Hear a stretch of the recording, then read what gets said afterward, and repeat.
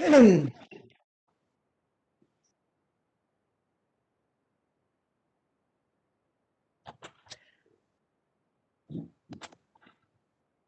can go ahead and begin. All right, so I have a gavel and the Committee on House Administration come to order. I want to acknowledge the presence of a quorum and ask members to mute their mics if they are not speaking and to decrease the background noise. I'd like to note that we have present with us Mr. Butterfield, Mr. Aguilar, Ms. Scanlon, Ms. Leger Fernandez, Ranking Member Rodney Davis, and Mr. Stile, I believe. I hope I'm pronouncing that correctly. A quorum is present. Mr. Raskin is otherwise engaged over in the Senate side today, and Mr. Loudermilk will not be able to attend apparently, but we do have a quorum present. As we begin, I want to note we're holding this hearing in compliance with the regulations for remote committee hearings pursuant to House Resolution 8. As I mentioned, generally, the members will mute unless they're speaking, and you need to unmute if you are seeking recognition. Under the rules, we need to keep our cameras on at all times. Even if you need to step away for a moment, please don't turn your camera on, just let it look at the background. And I'd like to remind everyone that pursuant to regulations governing remote proceedings, we're not permitted to participate in more than one committee proceeding simultaneously. At this time, I'd ask unanimous consent that all members have 5 legislative days to revise and extend their remarks, and that any written statements be made part of the record. And hearing no objection, that is. Madam Chair, Yes, real sir. quick. Yes, Just for technology, I think Mr. Loudermilk just texted me. He's on as an attendee. Can somebody move him over to the panelist side so we can get his video? We will do that right now. Thank you. Thank you very much. As mentioned, hearing no objection, the remarks may be part of the record today. The House Administration Committee will organize so we can begin the important work that we will undertake during this Congress. We'll adopt committee rules of procedure, reestablish our subcommittee on elections, adopt the parking policy for this Congress, address several matters that the committee has responsibility for regulating. I'm pleased that we've been able to reach bipartisan agreement on every one of these resolutions, and I appreciate that the ranking member and his staff have worked so collaboratively with us so that we can reach this bipartisan agreement. This Congress, we're going to be very busy again. The work of the committee and its staff is always important, but we have unique and challenging issues of historic proportions to confront and solve in this Congress. 5 weeks ago today, we gathered together what should have been a demonstration of a fundamental feature of our democracy, a peaceful transition of power. The voters in states had done their work, and it was time for Congress to count the Electoral College votes. I was honored, along with Ranking Member Rodney Davis and our 2 Senate colleagues, to play a small role in that session as a teller to read the results. Tragically, the attack on the Capitol on January 6th transformed a day that should have been a celebration of our democracy as much as it is of any winning candidate into a day of violence and bloodshed. We're grateful beyond words for the sacrifices of the police officers who lost their lives because of the attack, the more than 140 officers who were injured, some grievously, and dozens more who subsequently tested positive for COVID. We all owe thanks to the men and women of law enforcement who literally fought to defend the Capitol, and to those who responded, to the citizen soldiers of the National Guard who answered the call, to the institutional workforce who've helped Congress carry on, even as they all face dire threats to their safety. And because of their courage and their sacrifice, that very night, we were able to resume and complete our constitutional duty. That was a powerful symbol of resilience to our country and to the world. As we move forward, we must ensure that the Capitol is safe and secure while remaining accessible to the public. And even after what experts widely concluded that this past election was the most secure in American history, we must also ensure that the democracy the Capitol serves is also safe and secure. Now, our friend and colleague, as I mentioned, Jamie Raskin, spoke powerfully and eloquently yesterday on the Senate floor about the ramifications of the attack, not just for the safety and well-being of all who work here, but for our shared future and the future of our democratic self-government. We must continue to expand access to civic participation in our elections in a secure manner while confronting the role of misinformation in undermining them. And of course, these are not the only historic challenges we face. 1 year ago, last Saturday, a 57-year-old technology worker from San Jose died after a bout with what might have been the flu. It wasn't until months later that experts confirmed that Patricia Dowd was actually the first known American to have died of COVID in the United States. Now, just a year later, nearly 470,000 Americans have been killed by the virus, more than died in all of World War II. I keep the Dowd family in my heart, as well as the families of our friend, Representative Ron Wright, and Representative-elect Luke Letlow, a former staffer who was about to return to represent his community as a member and is now mourned by them. So many families have suffered this year. We must ensure that Congress can continue to function in the face of the pandemic to work for them and for all Americans. And that means helping the House operate, the legislative branch have employees who are safe and healthy during a global pandemic. Now, I'd like to, before recognizing the ranking member for any remarks he might have, introduce the members of the committee. As we know, we have worked together very closely. We have a talented and thoughtful group of members who will work on these issues.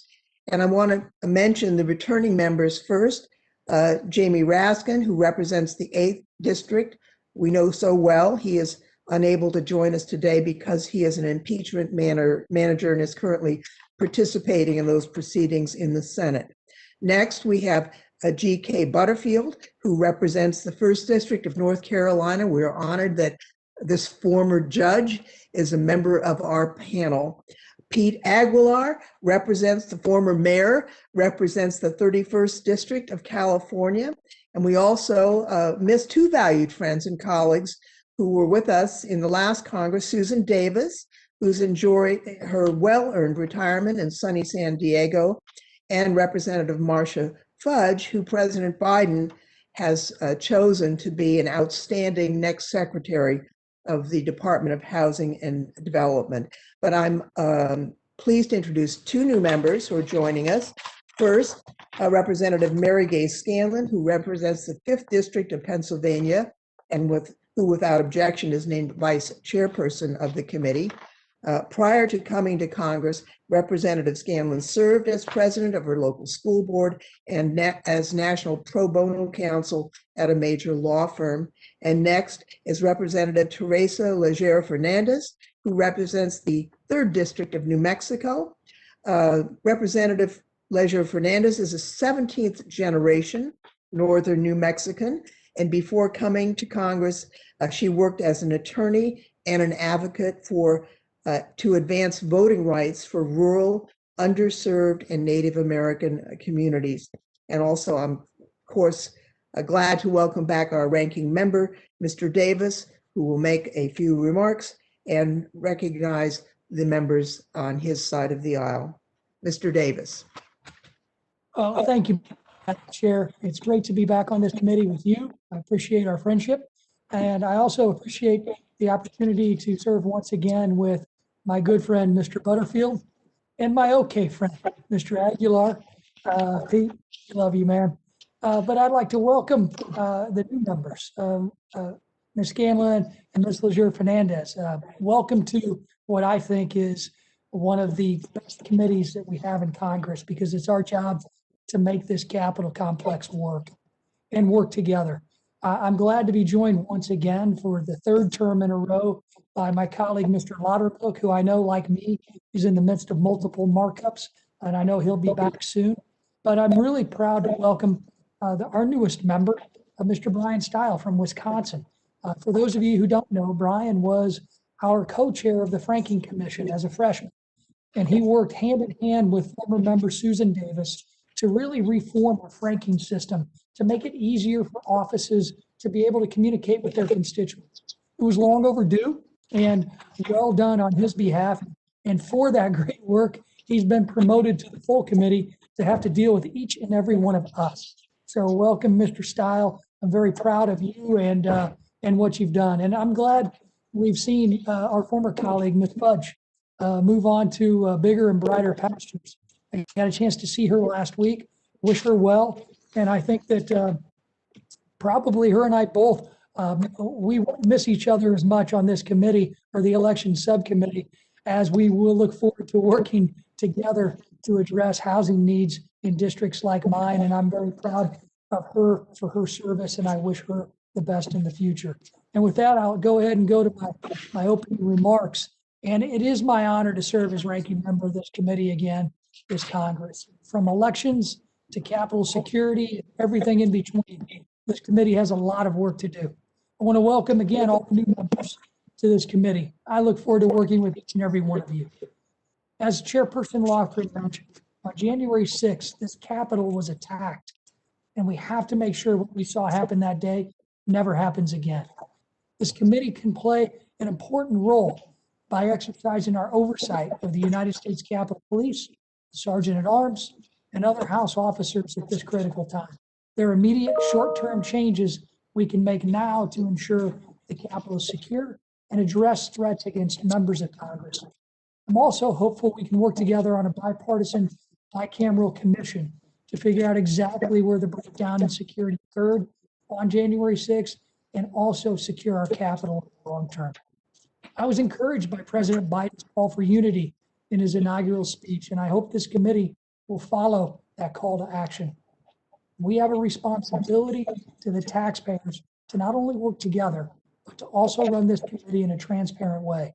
I think it's important to have more public hearings on very pressing issues within our jurisdiction and be less reliant on committee polls to weigh in on various committee matters. I know that polls have a purpose, and there are times that it's not practical to have the committee meet to discuss and vote on matters, but I fear we're becoming too reliant on the convenience of these committee polls. Additionally, it's important taxpayers know exactly how much it's costing this committee to move forward with an election contest in Iowa's 2nd district, where we already have a sitting member of Congress whose race was unanimously certified by the bipartisan state canvassing board after a full bipartisan recount was conducted. Any expenditure for any contested election effort needs to be disclosed in a consolidated location within the statement of disbursement. I believe getting this committee back to regular order can help us increase transparency and hopefully improve bipartisan relations as well. We should focus on making sure our member handbook is updated to meet the needs of our members, ensuring reports such as the end of the year expense report are turned in on time, and MRA letters and committee budgets are issued as soon as we can at the beginning of the new year. This committee held 0 markups last year and less than 10 full committee hearings. And despite COVID-19 completely changing the way this House operates, not one of those hearings was on how to get our campus back to normal operational status. Our internal COVID task force has not met since last summer, and I've often had to learn of changes to our operations and dear colleagues. That's not how we should be operating. Instead, this committee's focus has been on how we can permanently implement remote voting so members don't ever have to come to Washington again. Something that I believe gives power to leadership, and it leaves the rank and file behind. And frankly, it only further divides this House. Common ground is when we're together, when we're face to face, when we can harass each other on a baseball field like Pete and I do every year, in every normal year, and have those personal relationships which can't be formed over Zoom on opposite sides of the country or in different states. I'm hopeful our hearing room will reopen soon so we can work together in person and figure out how we return the House to some sense of normalcy, secure our campus, and find common ground on the many issues facing this committee. With that, Chairperson Lofgren, I do look forward to working with you again on this committee. I welcome again all of our new members to this House Administration Committee for the 117th Congress. We're going to have a good time. I yield back. Gentleman yields back. I will now be calling up resolutions 117-01 through 117-09 to consider en bloc. Resolution 11701 adopts the committee rules for the 117th Congress as required by Clause A of House Rule 11. A copy of the proposed rules is before each member. The rules proposed for the 117th Congress are the same rules this committee operated under during the 116th Congress, save for technical and conforming changes made to bring them in line with House Resolution 8 and the rules of the House. Resolution 117-2 establishes the membership of the Subcommittee on Elections. The subcommittee will be chaired by G.K. Butterfield. The other members will be Representatives Pete Aguilar and Representative Teresa Leger Fernandez, and the ranking member will be Representative Stile. Resolution 117-3 provides for the parking policy of the 117th Congress. The policy for this Congress follows that of the last Congress, with several improvements and enhancements, including requiring an individual requesting a temporary permit for more than 14 business days in a 16-month period to submit the request to the committee for approval on a standardized form, prohibiting the parking of multiple vehicles with the same permit on the campus at one time, and stiffening the violation discipline regime, making fewer violations more severely punished, and creating a class of certain aggravated offenses, and we know who they are, such as parking in another person's reserved spot and unauthorized parking on the G3 level of the Rayburn garage. Resolution 117-4 requires all employing offices covered by the Congressional Accountability Act to adopt anti-discrimination and anti-harassment policies for their workplace. 05 requires all employing offices, including members' district offices, to post notices that explain and remind employees about their workplace rights and protections. Resolution 6 adopts regulations governing the student loan repayment program available to House staff. This will be the first update to the program's regulations since the year 2008 and is prompted by two recent statutory policy changes. First, the CARES Act provided for an extension of a tax exemption of up to $5,250 in borrower payments and also extended administrative forbearance of federal student loans. Eligible employees with federal loans and administrative forbearance pursuant to the Act are now eligible for payments. Secondly, the Consolidated Appropriation Act of 2021 increased the aggregate lifetime limit on the borrower behalf payments from $60,000 to $80,000 and will allow eligible employees who had otherwise exhausted their eligibility to continue to participate.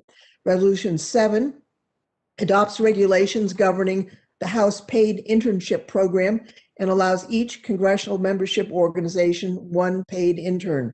Resolution 8 updates the regulations regarding eligible congressional membership organizations, or ECMOs, and updates to the ECMO regulations for the 117th Congress include requiring eligible ECMOs to disclose proposed annual amounts of dues and budgets to members and to the committee, prohibiting hiring discrimination based on sexual orientation and gender identity, and finally, Resolution 9 provides regulations prohibiting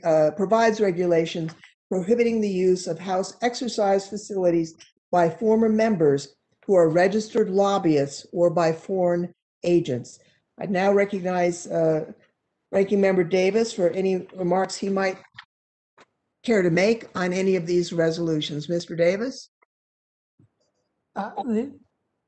Thank you, Madam Chair. The only remarks I would say is I'm just excited to see the student loan program that's been very successful in helping congressional staffers be able to pay off their student debt. This was an issue that Scott Peters and I led in the last Congress, and I'm excited we were able to make sure that not just congressional staffers, but every single American now has student debt treated when it's paid by an employer, the exact same as tuition reimbursement, and it's tax-free for the first $250 a year.